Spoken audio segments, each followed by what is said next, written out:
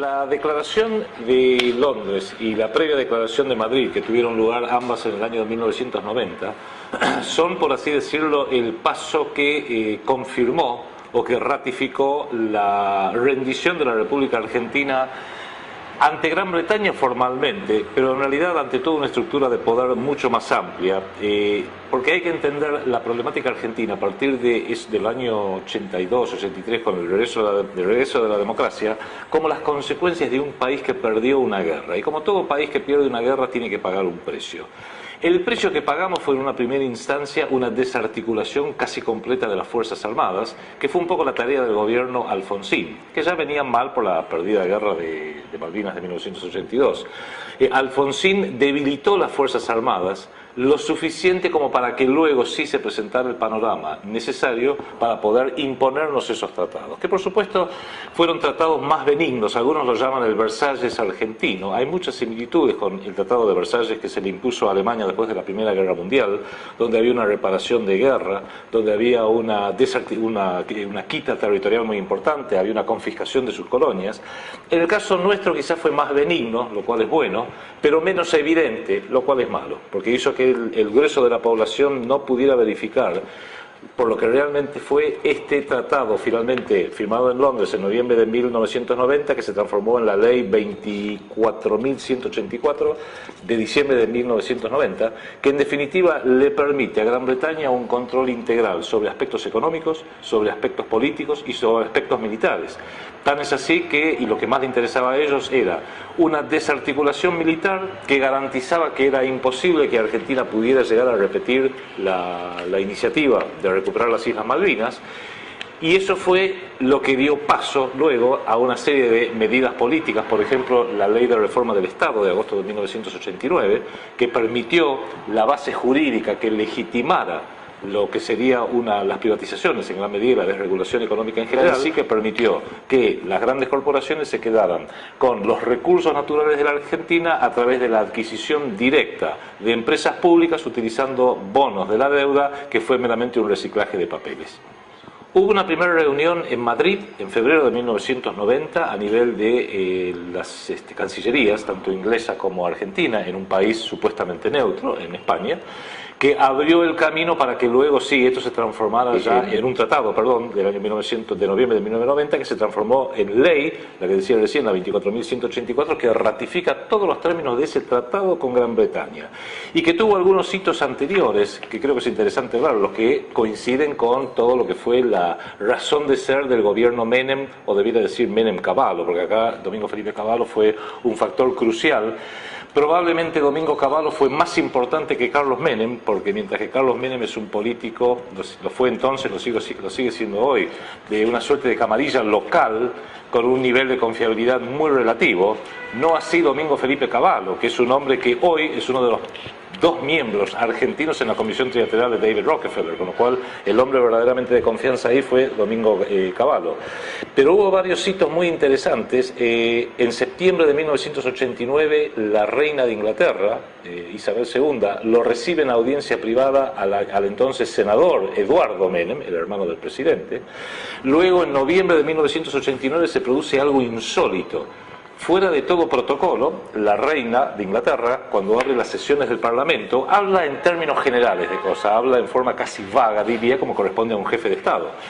Sin embargo, en la apertura del Parlamento, de las sesiones del Parlamento inglés en el año 1989, en el mes de noviembre para ser precisos, rompió con ese protocolo. Isabel II se refirió a este tratado con la Argentina y dijo que esto abría enormes posibilidades para el comercio y para la industria británica de altísimo valor y altísimo interés, y en ese mismo mes visita a la Argentina una comisión que vino a ser una suerte de inventario y de relevamiento a cargo de Lord Montgomery, para ver, bueno, cómo hace un buen capataz, un buen dueño cuando viene a visitar su estancia, para ver qué es lo que había en Argentina que era pasible de privatizarse, para iniciar ahí sí de lleno todas las consecuencias económicas de ese tratado político firmado entre Argentina y Gran Bretaña. innegablemente fue por parte de las estructuras de poder del gobierno mundial, del ya entonces incipiente gobierno mundial, de quedarse con vastos recursos argentinos a un precio vil.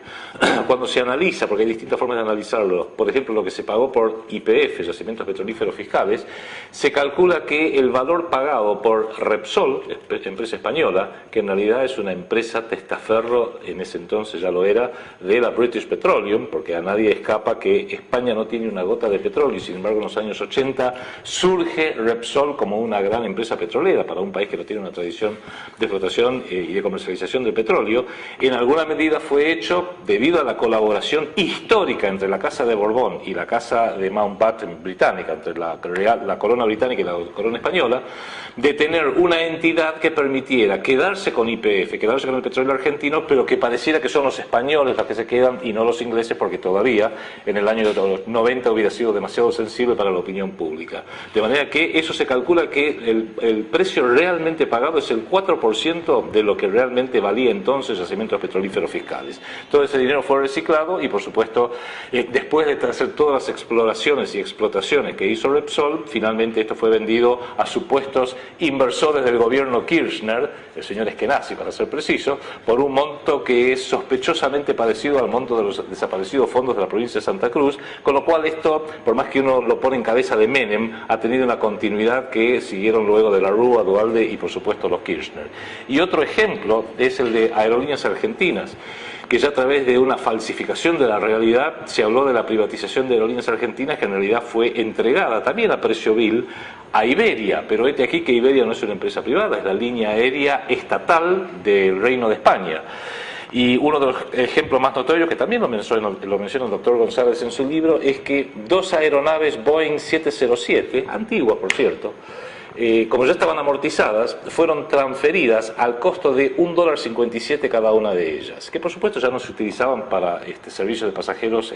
regular, pero sí se utilizaban como carga, y cualquier argentino hubiera pagado por lo menos $5 por cada una de ellas, ¿no? De todo, y fue la gran era de, digo grande de una forma sarcástica, de las privatizaciones que llevó a cabo el gobierno Menem, que involucró gas del Estado, obras sanitarias de la nación, agua, bueno, lo que sería luego todo el sistema de aguas, todo el sistema de electricidad, las distribuidoras de electricidad, empresas de minería, concesión de caminos, todo lo que hemos conocido, que va de la mano de la desregulación del Estado,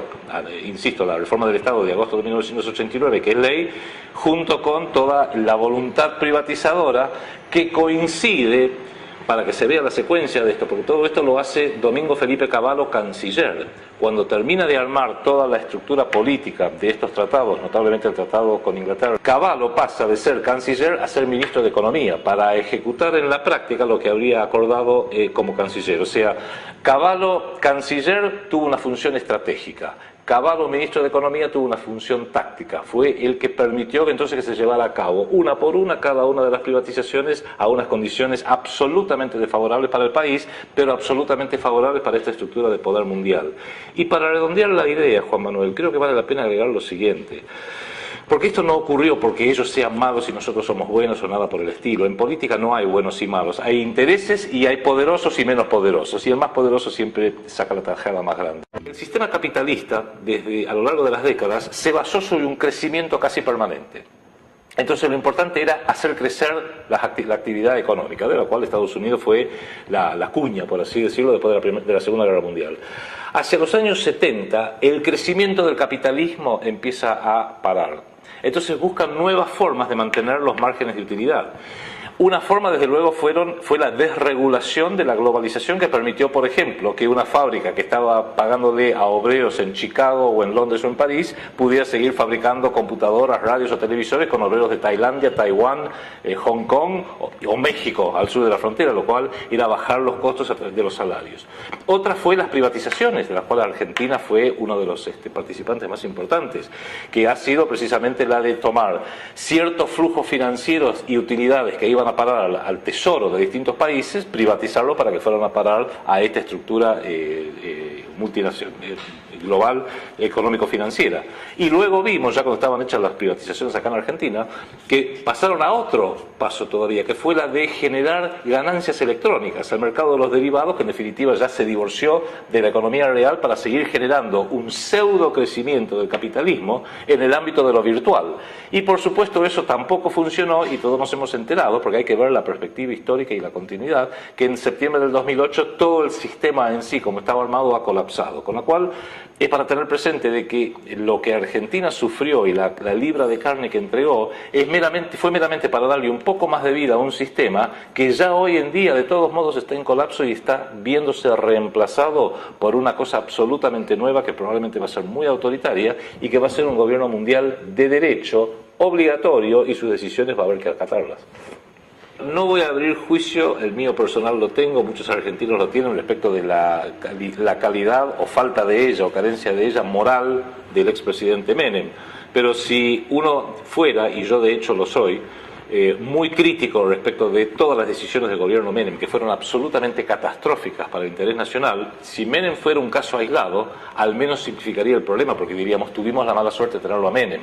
Pero lamentablemente vemos como antes de la presidencia Menem, y desde luego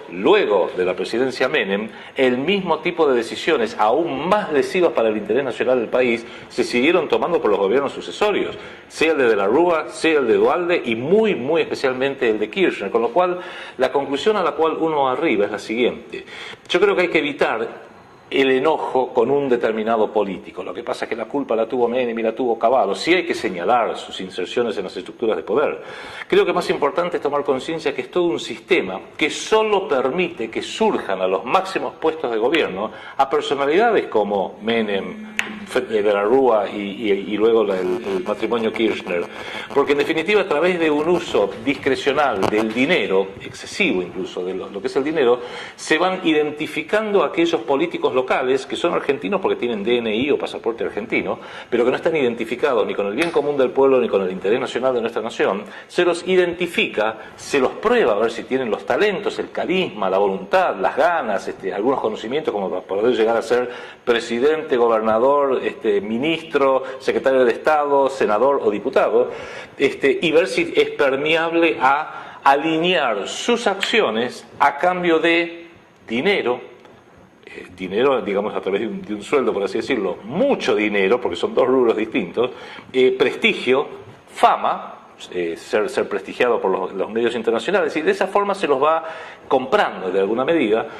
lo cual siempre uno diría, pero ¿por qué habrían de hacer algo así? Porque siempre es mucho más barato que invadir un país. Es mucho más barato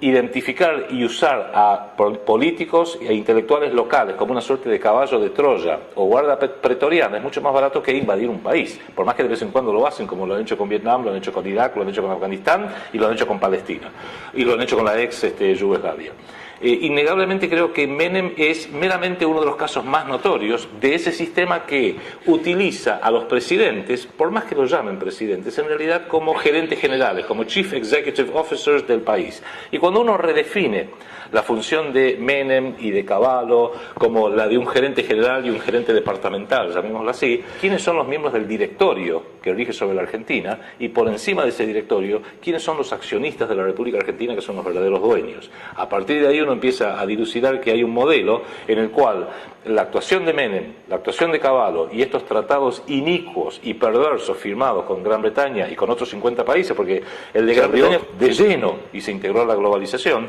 pero todo eso cobra sentido cuando uno lo inserta dentro de este modelo. Y no hay que verlo como los malos que atacan a nosotros los buenos. En realidad son los poderosos que nos atacan a nosotros los débiles y tontos.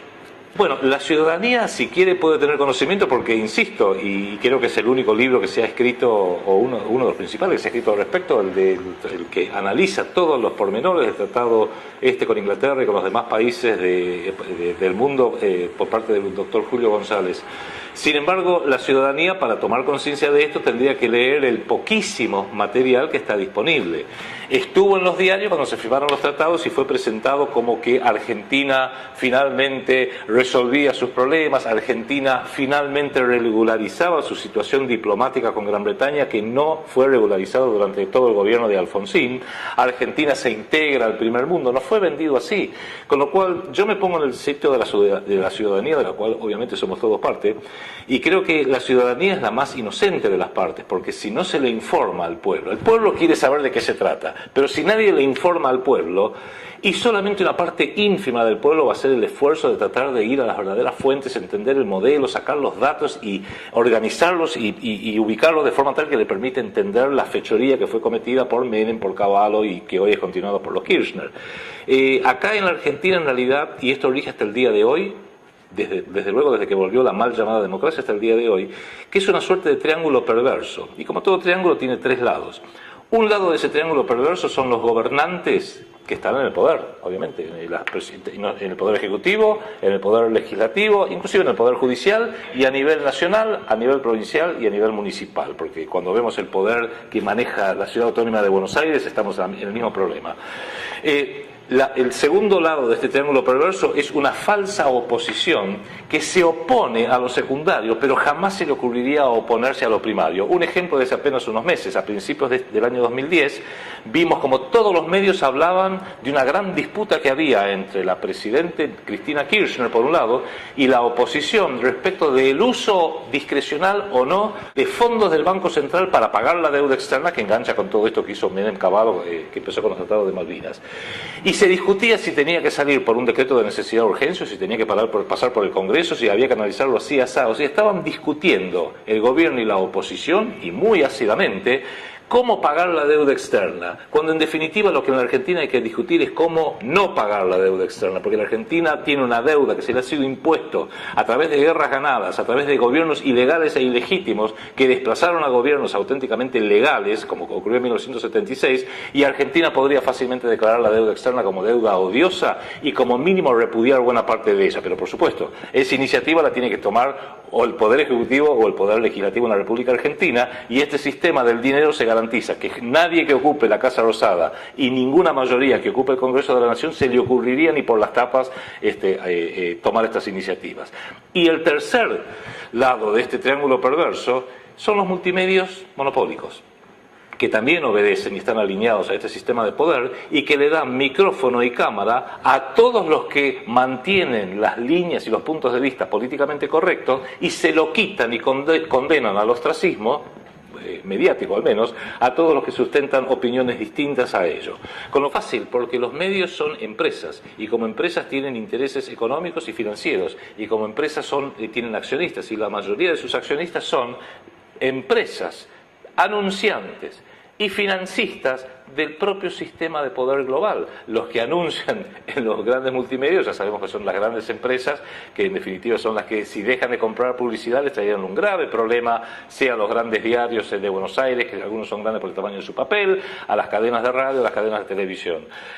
Los accionistas, lo mismo, y en algunos casos, notorios son los dos grandes diarios de Capital Federal, donde tiene como uno de sus principales accionistas, uno a Citicorp y el otro a Goldman Sachs, de manera que cualquier información que dieran estos diarios,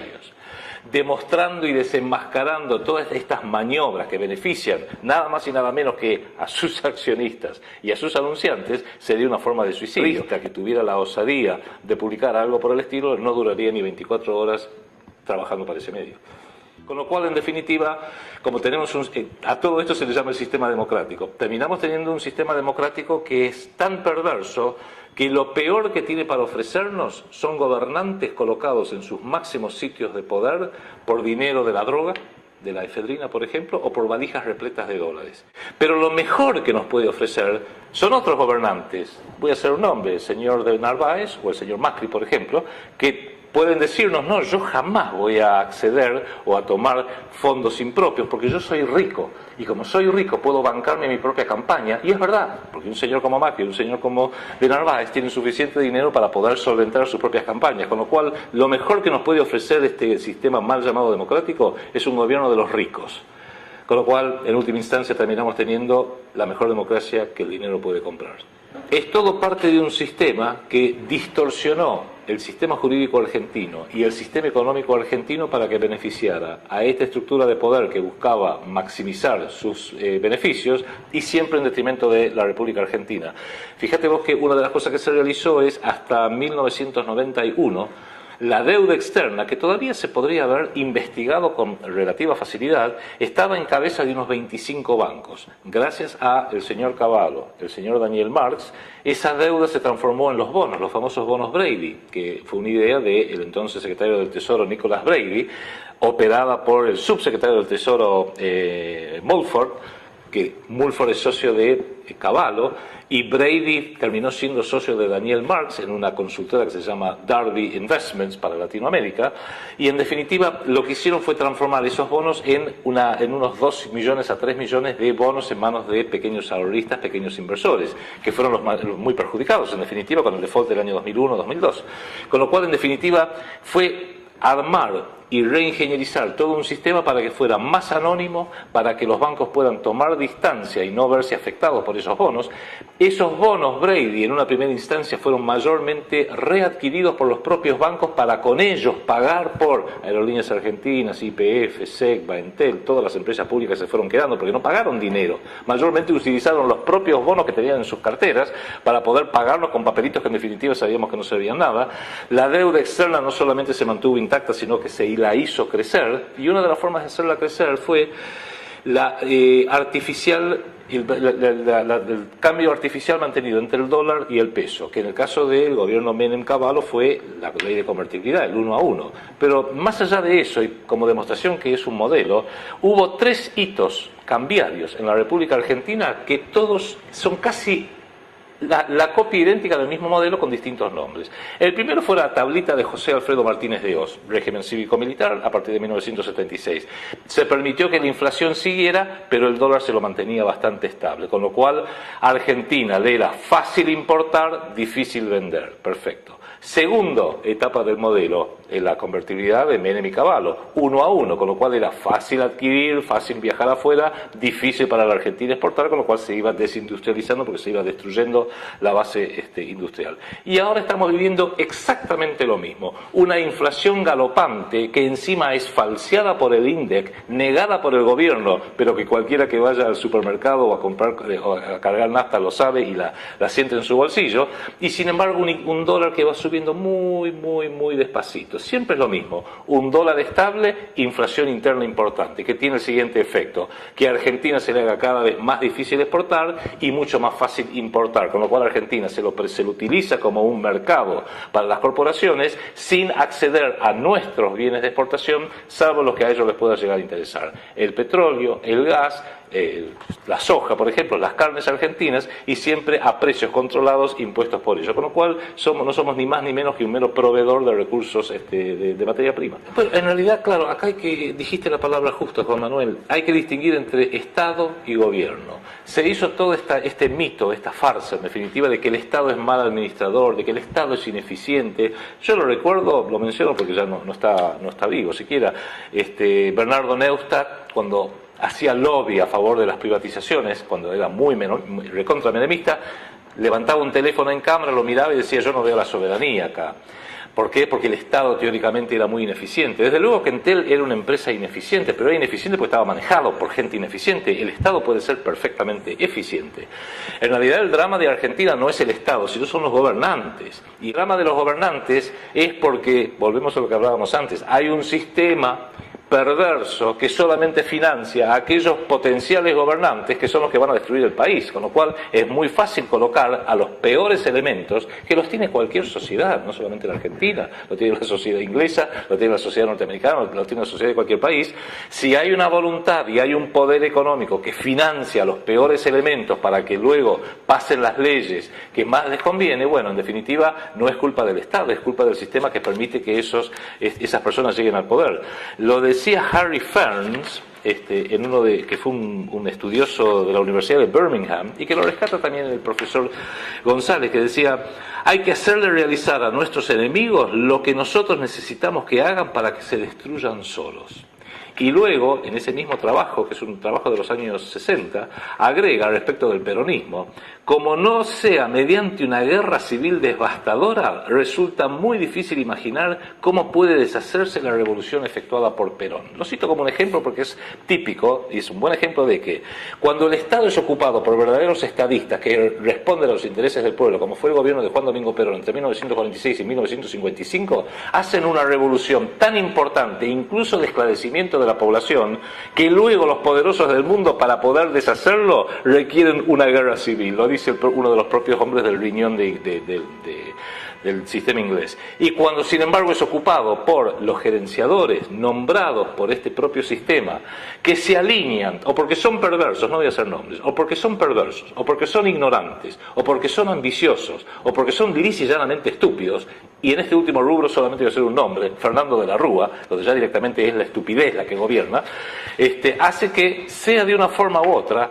y son todos fácilmente controlables, los voy reemplazando en el tiempo. A veces pongo uno un poquito más a la izquierda, a veces pongo otro un poquito más a la derecha, para que vayan haciendo la tarea, no solamente en el corto plazo, sino en el mediano y largo plazo que beneficia a este sistema, porque no olvidemos que este sistema de poder mundial, desde hace décadas que aprendió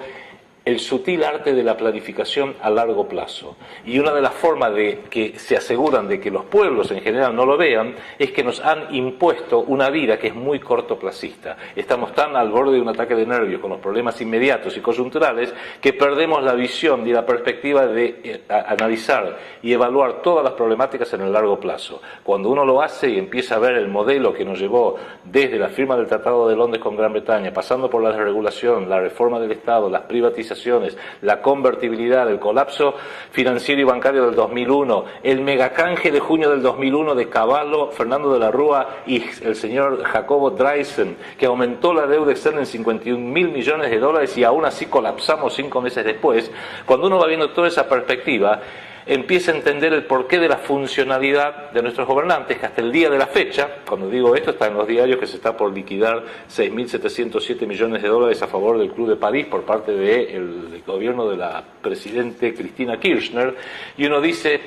por propia admisión, la señora Kirchner ha declarado que el 43% de ese monto corresponde a deuda contraída por el odiado régimen cívico-militar entre 1976 y 1983, y la pregunta obvia se impone: ¿para qué diablos está pagándole al Club de París deuda contraída por el gobierno militar? Salvo que estén de acuerdo con el gobierno militar, y entiendo que los Kirchner no lo están, salvo que haya algunas sutilezas que quizás sí los medios las están obviando, y que podría ser que, como todo político, porque este sistema sí lo requiere, aún la presidenta Kirchner tiene sus cadáveres en el ropero, lo cual no le permite, aunque quisiera, mayor espacio para maniobrar, y no solamente le queda, como en las viejas películas de Tarzán, decir de una forma sutil: sí, buena. Los capítulos que se refieren a las Fuerzas Armadas habla que Argentina tiene que dar aviso de 72 horas prácticamente respecto de todo movimiento en un vasto espacio que incluye el mar argentino, desde luego la zona todo en torno a las Islas Malvinas, y en parte en la zona territorial, donde la Armada hace su suerte de sede en Río Gallegos. La Fuerza Aérea hace su suerte de sede en Comodoro Rivadavia, y al ejército argentino ni se lo menciona. Con lo cual el ejército argentino, que sería la fuerza madre tradicional de la República Argentina, aquella que puede hacer valer la soberanía nacional, porque no nos engañemos, en última instancia la prueba ácida de la soberanía nacional de cualquier Estado soberano son sus Fuerzas Armadas, y Argentina en el sur directamente no las tiene, hace que en realidad Argentina ya hoy dejó de ser, hace tiempo, y esto no los Kirchner acá quizás son meramente parte de un proceso, porque esto ya viene desde Alfonsín como mínimo, dejó de ser un país independiente. Porque un país es independiente por voluntad propia, por una voluntad de ser independiente, como lo fuimos cuando nos independizamos de España, o como es independiente, supongo, Estados Unidos, o China, o Rusia. Manifiesta una voluntad clara y concreta, la comunica al mundo de que va a mantener su independencia y su soberanía, y el que se meta con ella sabe que se va a meter en graves problemas. Sin embargo, Argentina no hace nada de eso. Se desarmó unilateralmente, ha insultado a nuestras Fuerzas Armadas, que hoy no solamente tienen a una comandante en jefe, que es una señora que en realidad entiende poco y nada de estrategia, sino que tienen como una jefa operativa directa, la señora Nilda Garré, que está íntimamente ligado al grupo guerrillero Montoneros, que trató y que hizo atentados y que mató a militares y prácticamente llevó a este país a una guerra civil en los años 70. Pero como te decía, la independencia se tiene que ejercer. Hoy Argentina no está invadida por tropas extranjeras, no por voluntad propia, sino por bondad extranjera, porque cualquier país, y no me refiero a los poderosos, Estados Unidos, Brasil, si Brasil o Chile, por una extraña razón, decidieran mañana que van a invadir a la Argentina, no hay absolutamente nada que podamos hacer al respecto, porque el poder de fuego es tan asimétrico a favor de Brasil o de Chile, y ni hablar si los dos se ponen de acuerdo, que Argentina no podría hacer absolutamente nada. No estamos invadidos, pero no es por voluntad propia, es porque gracias a Dios tenemos un pueblo hermano en Chile, un pueblo hermano en Brasil, que ha decidido no hacerlo. Con lo cual Argentina, en definitiva, agreguémosle, y son adversarios, al revés que los pueblos hermanos de la región, que es Inglaterra, que tiene un portaaviones imposible de hundir a 700 millas de las costas argentinas, en las Islas Malvinas, y ahí empezamos a entender, bueno, evidentemente Argentina ya hace mucho que dejó de ser un país soberano, y cuando venga el venidero gobierno mundial de derecho, esto lo van a blanquear, y ahí sí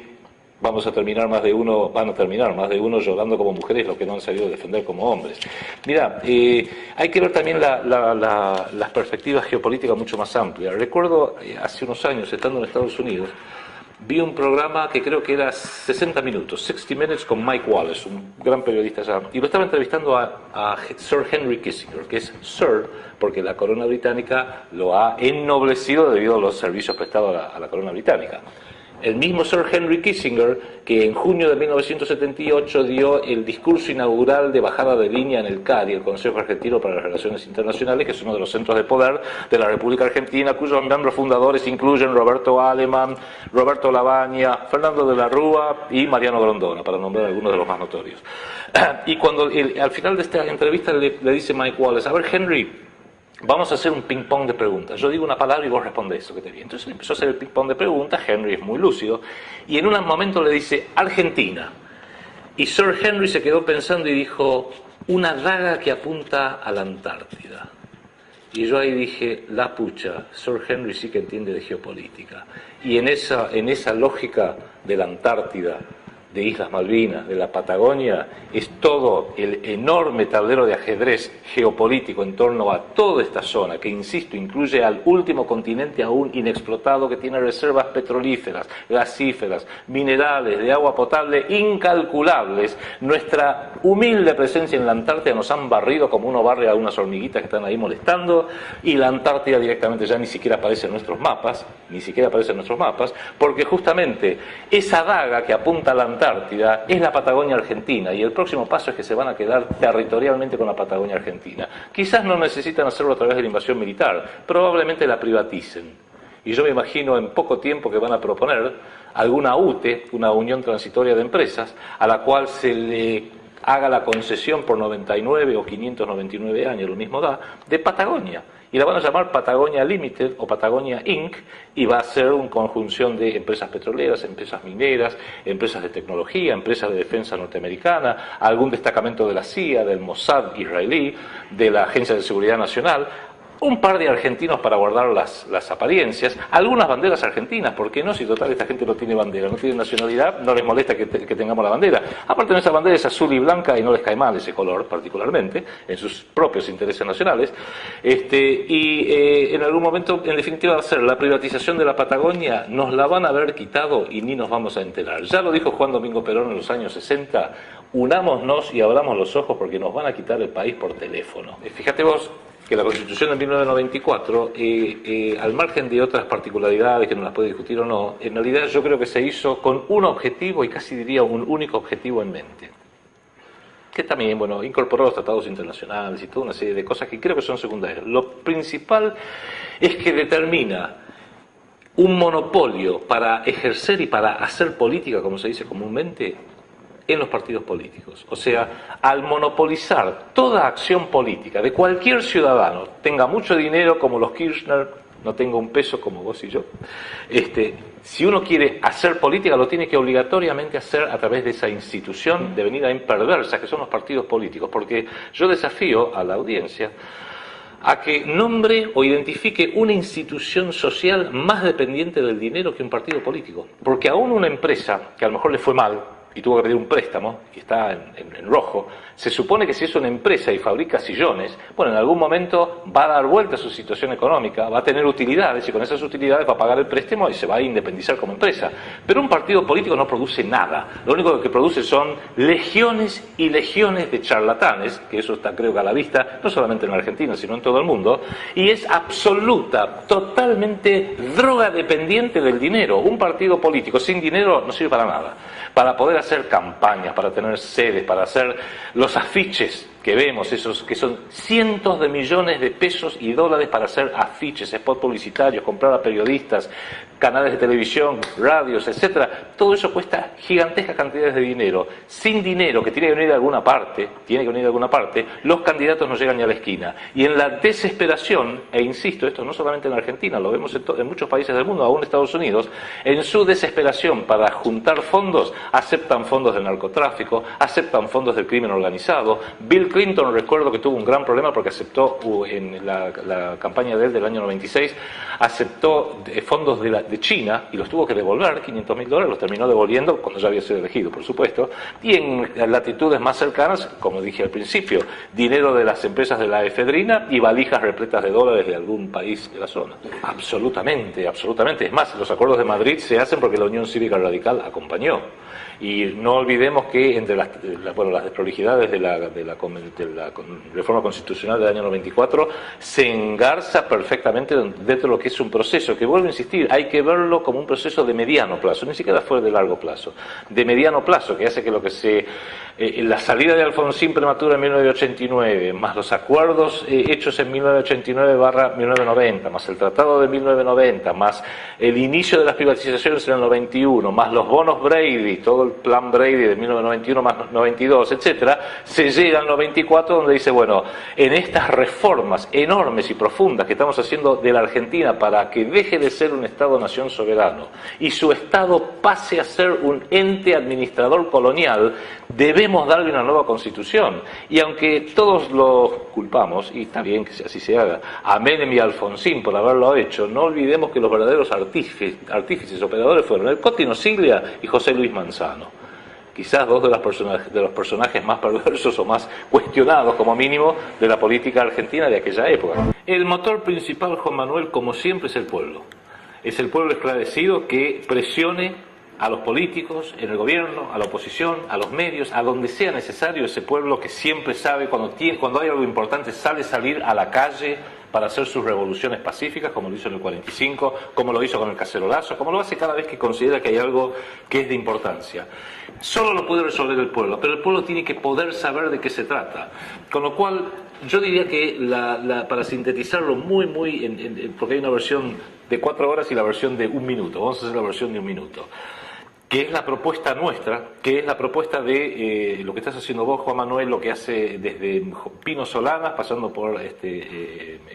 Cafiero, por Mario Cafiero, pasando desde luego por el doctor Julio González, por todos los que tratan de aportar su granito de arena, y que es lo siguiente: si uno entiende cómo funciona realmente este sistema perverso mundial a nivel planetario en nuestro país, si segundo, uno puede diagnosticar y decir, claro, si el sistema de poder funciona así, la Argentina está como está, en una situación deplorable, como resultado lógico de ese modelo de poder. Y eso nos lleva, tercero, al qué hacer. Y el qué hacer es muy fácil. Cuando uno entiende por qué este sistema de poder, tanto global como localmente en la Argentina, con los nombres notorios que todos conocemos, por qué quieren que pensemos de una determinada forma y actuemos de una determinada forma, y al mismo tiempo quieren que no pensemos de otras maneras, como por ejemplo nos enseñó Perón, y no actuemos de otra manera, entonces la solución es fácil: hagamos exactamente lo contrario de lo que quieren. Por ejemplo, y son 5 pilares básicos. ¿No quieren que tengamos un Estado nacional soberano? Restauremos el Estado nacional soberano como corresponde para que tenga un proyecto nacional argentino que este país no tiene desde hace por lo menos 40 años. Segundo, ¿no quieren que tengamos una moneda soberana, una moneda pública que no genera interés, que sea el verdadero motor de la economía, para reemplazarla en su lugar por dinero bancario que se multiplica solo a través del factor multiplicador bancario y encima se cobran intereses usureros? recuperemos la moneda soberana. Sobre esto se puede hablar horas enteras. Tercero, quieren que hagamos todo, nos han convencido que hay que hacer todo en base a deuda. Seas un individuo, seas una empresa o un gobierno, para hacer algo hay que endeudarse. ¿Con quién? Con los bancos, por supuesto, a nivel de Argentina, a nivel planetario. El gran drama que hoy vive el planeta, la humanidad entera, es un drama de deuda. Todo el mundo está endeudado, individuos, empresas y gobiernos. Y la pregunta que nadie se hace es, ¿endeudado con quién? Perfecto, rompamos el sistema de deuda, que en el caso de la Argentina implica hacer eso que ningún gobierno democrático se ha atrevido a hacer desde 1983 en adelante, que es investigar la deuda externa. Acá hay 4 juicios que han sido, 4 demandas que han sido ignoradas por la mayoría de los gobiernos. El juicio Olmos 1, el juicio Olmos 2, el mega canje y ahora todo lo que se está investigando respecto de la deuda externa en los últimos tiempos. Con lo cual hay que romper con eso. Cuarto pilar: restaurar las instituciones republicanas para que no sean más prisioneros, estén más dependientes del poder del dinero. Volver a las estructuras intermedias para que alguien pueda ser candidato a cualquier puesto político no tenga que estar limitado por un partido político. Yo no veo por qué la Liga de Amas de Casa no pueden proponer una candidata a diputada. Seguramente las amas de casa saben muchísimo más sobre economía que más de un burócrata del Ministerio de Economía. No veo por qué un empresario no puede proponer alguna idea de cómo arreglar otros aspectos de la economía. No veo por qué un hombre del campo no puede proponer cómo arreglar toda la problemática agraria de la Argentina. Incluso, hasta si un cartonero, la Liga de Cartoneros, tiene un candidato lúcido, no veo por qué no lo podamos votar. Sería una forma de divorciar las instituciones republicanas de la dependencia del dinero. Ese es el cuarto pilar. Y el quinto pilar, en realidad el último, pero más importante, es volver a los valores tradicionales. Y volver a los valores tradicionales implica, entre otras cosas, poner a la Argentina nuevamente de pie, y lo digo literalmente, porque hoy tenemos un sistema mundial y en la Argentina donde lo financiero condiciona totalmente la economía y la destruye. La economía, ya lo vemos, paga a la política. La política paga constituida por los peores elementos, destruye la cultura y tienen desculturizadores profesionales que están en la televisión dedicados a destruirnos culturalmente. Y una subcultura destruida no tiene ningún tipo de relación con lo trascendente. Si esta Argentina patas para arriba la ponemos con los pies para abajo y la cara mirando al sol, veremos cómo lo financiero se subordina a la economía, que es el mundo del trabajo real, del esfuerzo, de la creatividad, de levantarse todos los días para ir a trabajar. La economía tiene que subordinarse a la política de un proyecto nacional auténtico. La política, un proyecto nacional, tiene que respetar y rescatar los valores tradicionales argentinos en lo lingüístico, en lo histórico, en lo religioso, en la familia, en todas las cosas que nos han ido destruyendo sistemáticamente. Y lo cultural, esa cultura bien plantada, tiene que estar, creo yo, subordinada a lo que voy a llamar lo trascendente. O sea, esa intuición en el hombre y en la mujer que le hace saber de que por encima de lo inmediatamente visible hay un orden cósmico, llámenlo Dios, Jesucristo, Alá, llámenlo como quiera. No voy a meter en un tema religioso, pero sí que hay un orden cósmico, y solamente esa intuición de un orden cósmico superior le da verdadero significado a todas las acciones de los hombres y de las mujeres, sean individuales o colectivas. Son 5 pilares. Nosotros lo llamamos fundar una segunda República Argentina. Esperemos que en algún momento se pueda llegar a hacer.